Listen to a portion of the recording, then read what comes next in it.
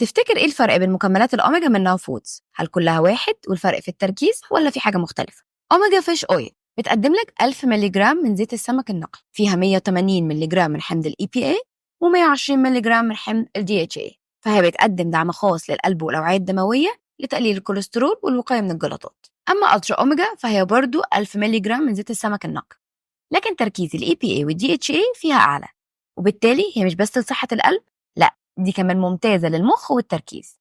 لو عايز حاجة للتركيز بالذات مفيش أقوى من DHA Brain Support، وده لأن حمض ال DHA فيها عالي جدا، بيوصل ل 1000 مللي جرام، وده ضروري جدا لصحة الدماغ.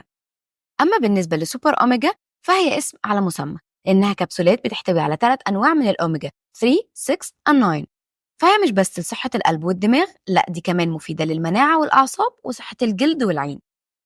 كمان في كبسولات ألترا أوميجا دي 3، ودي موجود فيها فيتامين د مع الأوميجا اللي معروف إن امتصاصه بيكون أفضل مع الدهون الصحية. ومن أهم مميزات الكبسولات دي إنها بتكون بدون رائحة وسهلة البلع، وطعمها مستساغ جدا. كل منتجات الأوميجا من ناو فودز موجودة في يور جرين شوب، تقدر تختار منها اللي يناسبك وهيوصلك لحد باب البيت لأي مكان في مصر. يور جرين شوب، شريكك لصحة أفضل.